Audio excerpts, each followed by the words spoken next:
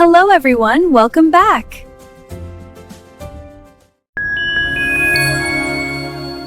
அஸ்ஸலாமு அலைக்கும். எல்லாம் எப்படி இருக்கீங்க? இறைவன் கிருபையால எல்லாம் நல்லா இருப்பீங்கன்னு நம்புறேன். இன்னைக்கு நம்ம ஃப்ரை பேன் தமிழ் சேனல்ல ரொம்பவே சாஃப்டான ஒரு பாரம்பரியமான அச்சு பணியாரம் எப்படி செய்யறதுன்னு தான் பார்க்க போறோம். வீட்ல இருக்கிற விசேஷங்களுக்கு ரொம்பவே பொருத்தமான இந்த ஸ்நாக்ஸ் செய்யறது ரொம்ப சிம்பிள். வாங்க வீடியோக்குள்ள போகலாம்.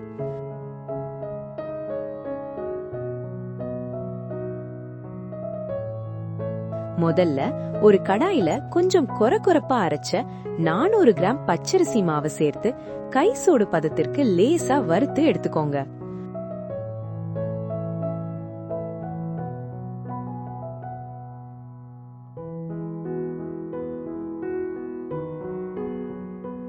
அப்புறம் ஒரு மிக்ஸி ஜார்ல சீனி 300 கிராம், இது கூட 1/2 டீஸ்பூன் பெருஞ்சீரகம் சேர்த்து நல்ல பவுடரா அரைச்சிடுங்க.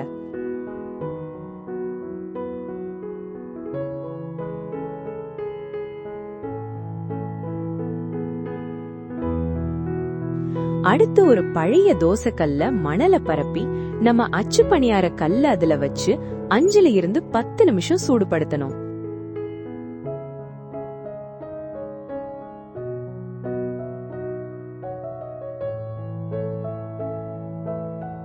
அப்புறம் ஒரு பவுல்ல 6 முட்டைகளை சேர்த்து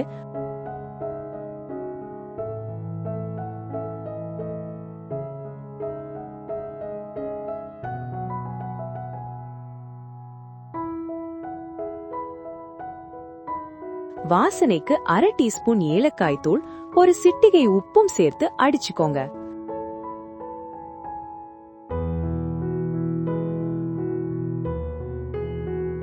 அதோட நம்ம எடுத்து வச்சிருக்க சீனி பவுடரை சேர்த்து நல்லா அடிச்சுக்கலாம். சீனி முழுசா கரையணுங்க.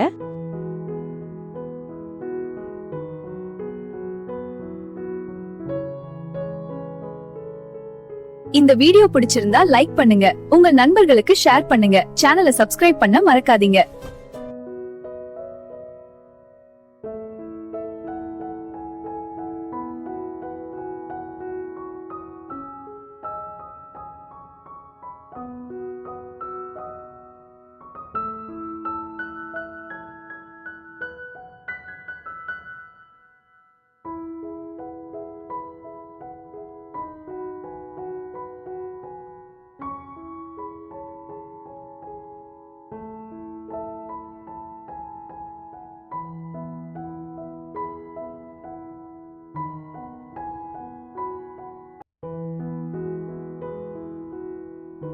அடுத்து அரிசி மாவையும் கொஞ்சம் கொஞ்சமா கலந்து கட்டி இல்லாம ஒரு தோசை மாவு பதத்துக்கு கரைச்சுக்கோங்க. மாவு ரொம்ப தண்ணியாவும் இருக்கக்கூடாது, ரொம்ப கெட்டியாவும் இருக்கக்கூடாது. ஓகேவா?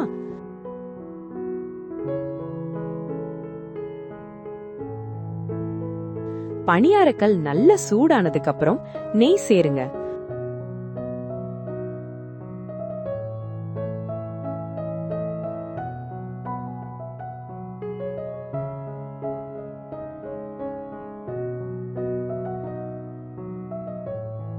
அதுல பணியார மாவை ஊத்தி அடுப்ப சிம்ல வச்சு 10 நிமிஷம் பொன்னிறமா சுட்டி எடுங்க.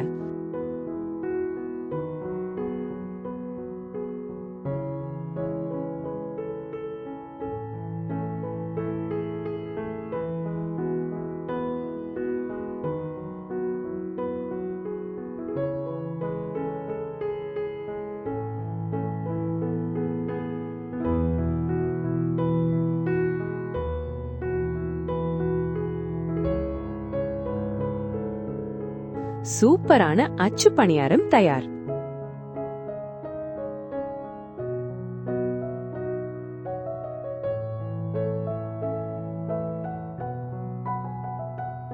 இந்த வீடியோ பிடிச்சிருந்தா லைக் பண்ணுங்க, உங்க நண்பர்களுக்கு ஷேர் பண்ணுங்க, சேனலை சப்ஸ்கிரைப் பண்ண மறக்காதீங்க.